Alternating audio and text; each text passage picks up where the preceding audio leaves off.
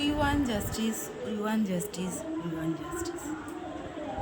একটা জিনিস আমরা আমার জন্মের আগের থেকে মানে মেয়েরা পরাধীন পরাধীন পরাধীন হয়ে এসছে। আজকে এতগুলো বছর পর 2024-এ এসে সেখানেও মেয়েরা পরাধীন। মেয়েদের কি কোনোদিনও স্বাধীনতা আসবে না? মেয়েদের কি কোনোদিনও স্বাধীনভাবে বাঁচার কোনো মানে কেউ স্বীকৃতি দেবে না? আমরা যখন ট্রেনে বা বাসে করে কোথাও যাই কাজে বা কোনো কাজে, অনেক সময় অনেক জায়গায় যাই, যে কোনো কাজে বেরোই, ট্রেন বাসে মেয়েদের মানে লেডিস কামরায় জায়গা, বসার জায়গা নেই। মানে প্রত্যেকের প্রয়োজন, কাজে বেরোতে হবেই। এখন বর্তমান যে সিচুয়েশন, কাজ না করলে সংসার চালানো খুব দায়। সেখান থেকে দাঁড়িয়ে যদি কেউ বলে রাত্রিবেলা মেয়েরা অমুক জায়গায় কেন যাচ্ছেন, রাত্রিবেলা মেয়েরা কেন যাবেন, তাহলে সংসারটা কি করে চালাবেন? কে চালাবে?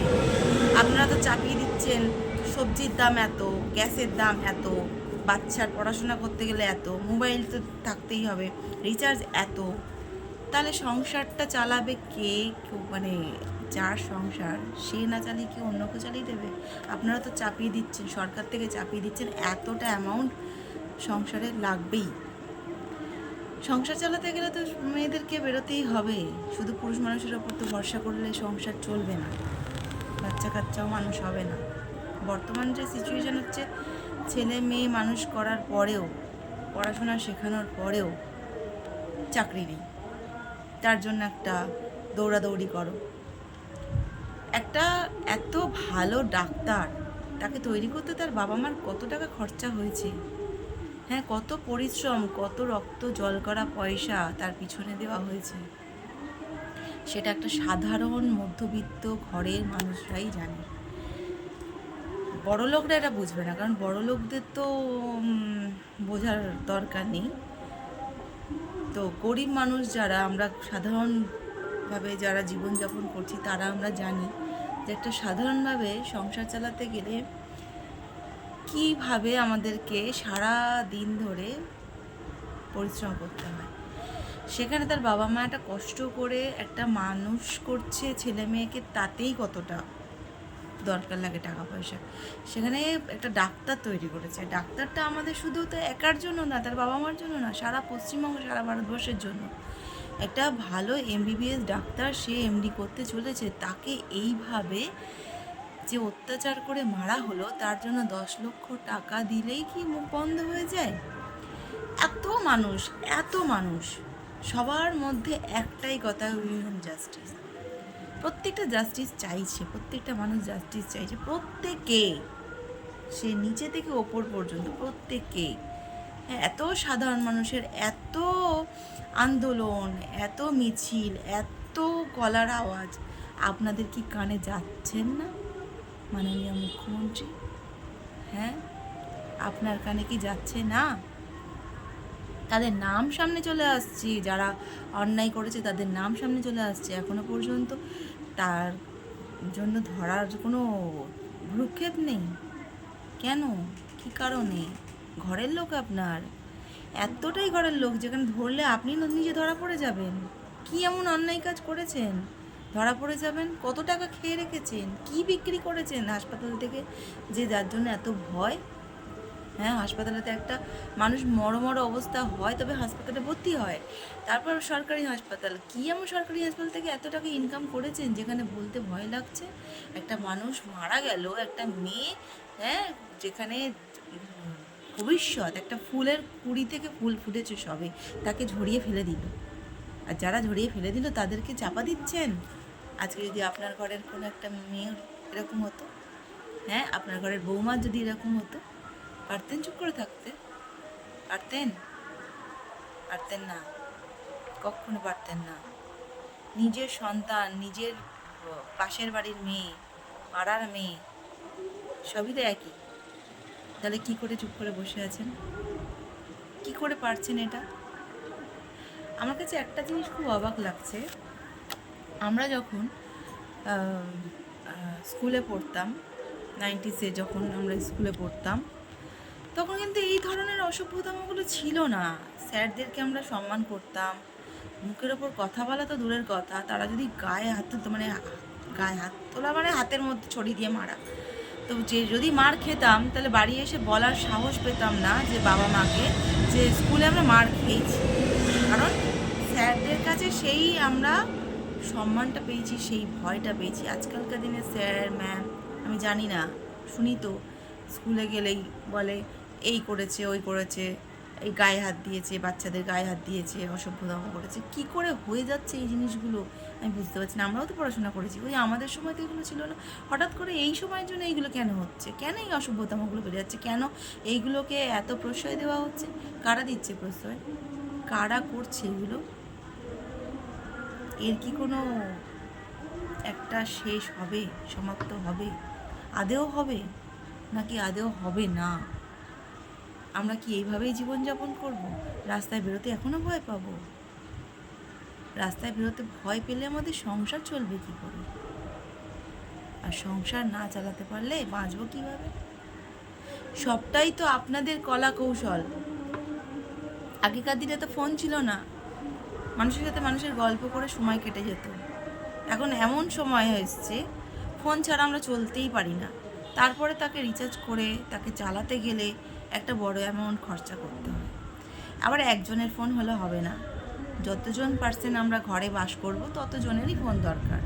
এমন আপনারা সুন্দর লেভেলটা তৈরি করেছেন, পড়াশোনা করতে গেলে ফোন চাই, চাকরি বাকরি করতে গেলে ফোন চাই, বাড়িতে থাকতে গেলে ফোন চাই।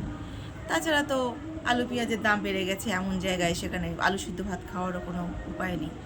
রোজগার তো করতে হবে, মেয়েদেরকে বাইরে তো বেরোতে হবে, একটু সেফ ব্যবস্থাটা করুন। নাহলে আমরা বাচ্চাদের স্কুল কলেজে পাঠাবো কী করে, কার ভরসায়? আমরা নিজেরা বেরোবো কোথার থেকে, কিভাবে রাত্রে সেফলি বাড়ি আসবো কীভাবে? আপনি একটা ডিউটি করা মানুষকে ডিউটির মধ্যে থেকে সে তার ডিউটির জায়গাতেই ঘুমাতে গেল, সে মরে গেল, মানে তাকে মেরে ফেলা হলো, তাকে আপনি বলছেন যে রাত্রিবেলা সেখানে যাওয়ার দরকার কী ছিল? আর আমাদের মতো সাধারণ মানুষদের সত্যি রাত্রে বেরোতে হয়, সত্যি সাধারণ মানুষকে রাত্রে বেরোতে হয়, রাত্রে বাড়িতে ফিরতে হয়। অনেক মানুষ আছে যারা হায়ার কাজ করে, তাদেরকে তো ওই পেশেন্ট দেখার জন্য রাত্রে ডিউটি করতে গেলে 8টা-9টার সময় বেরোতে হয়, সকালবেলাও ডিউটি করতে হয়। কত মানুষ কত কাজ করে, কত কাজ, কেউ ওলা চালাচ্ছে, কেউ সুইগিতে আছে, কত মহিলা এই সারা জুড়ে, সারা ভারতবর্ষ জুড়ে কাজ করছে। মহিলারা না কাজ করলে এখন সংসার চালানো দায় হয়ে যাচ্ছে। সেখানে মহিলাদের কি করে ঘরে থাকতে বলছেন? তাহলে ঘরে থাকার মতন কোনো ব্যবস্থা করে দিন। বাইরে বেরোলে যদি হিংস্র পশুদের পুষে রাখেন হিংস্রতা দেখানোর জন্য, তাহলে ঘরে মেয়েদের থাকার ব্যবস্থা করে দিন। মেয়েরা যাতে ঘরে সেফ থাকে, মেয়েরা যাতে ঘরে ঠিকঠাক মতন সংসার চালাতে পারে। সব দিক থেকে তো মেয়েরা রেখে দিয়েছেন মেয়েদেরকে। তাহলে মেয়েরা ঘর থেকে বাইরে বেরিয়ে কাজ করবে, টাকা পয়সা রোজগার করবে, সেখানেও জ্বালা, বেরোতে গেলেও জ্বালা, আবার রোজগার করে বাড়িতে না ফিরতে পারলে হিংস্র পশুরা যদি ছিঁড়ে মিড়ে খায় তাতেও জ্বালা। কোন দিকে যাবে মেয়েরা? উঠতেও জ্বালা, বসতেও জ্বালা, নায়ে ঘুরলেও জ্বালা, বায়ে ঘুরলেও জ্বালা। আপনি একটা মেয়ে মানুষ হয়ে মেয়েদের রক্ষা করতে পারছেন না, তাহলে কাকে বলবো আর এই কথা? কাকে বলবো? আমাদের ভবিষ্যৎ খুব অন্ধকার। নেক্সট জেনারেশন যেটা আসছে, আমাদের বাচ্চা কাচ্চারা, তাদের ভবিষ্যৎ বলে কিছু নেই। তারা ভবিষ্যৎ যেটা দেখবে শুধু নোংরা নোংরা নোংরা, তারা এটাই শিখবে। ঘরের পাশের মানুষকেও হয়তো হিংস্র পশুর মতন খেয়ে নেবে। কি এমন জেনে গেছিল মেয়েটা?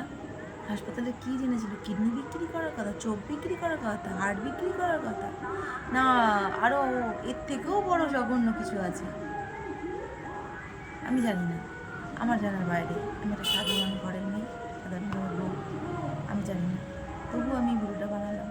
আমার খুব জানতে ইচ্ছে করছে, আমি খুব সাধারণ মানুষ তো, ঘরে থাকা মানুষ, আমার খুব জানতে ইচ্ছে করছে মাননীয় মুখ্যমন্ত্রীর কাছে, এত মানুষের আর্তনাদ আপনার কি কানে যাচ্ছে না? কানে যাচ্ছে না? আপনি কি শাস্তি দিতে পারছেন না তাদেরকে? হ্যাঁ, না এত ঘরের লোক হয়ে গেছে আপনার যে আপনি শাস্তি দিতে গেলে আপনার বুক কাঁপছে? না কি এমন অন্যায় করেছেন এই শাস্তি দেওয়ার আগে ভাবছেন আমার যা অন্যায় সেটা ফাঁস হয়ে যাবে? আমরা এত মানুষ, প্রত্যেকটা মানুষ আমরা রাস্তায় বেরিয়ে গেছি, আর আপনি ঘরের মধ্যে পায়ের ওপর পা তুলে আরাম করছেন? ঠিক করছেন এটা? এখন ভোটের সময় নয় বলে আরাম করছেন। ভোটের সময়টা আসুক দেখি। ভোট চাইতে যাবেন না, আপনার তো সময় হয়ে এসছে। যারাই ওই গদিটায় বসবে তারাই নিজেকে শের বলে মনে করবে, সেটা তো হতে পারে না, হতে পারে না। জনগণ এতটা বোকা নয়, মানুষ এতটা বোকা নয়।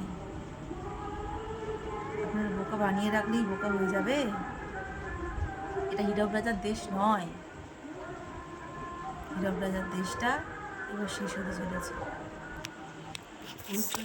ভুল আর ত্রুটি যদি কিছু হয়ে থাকে আমায় ক্ষমা করবেন। আমি খুব সাধারণ মানুষ, সাধারণভাবে বললাম।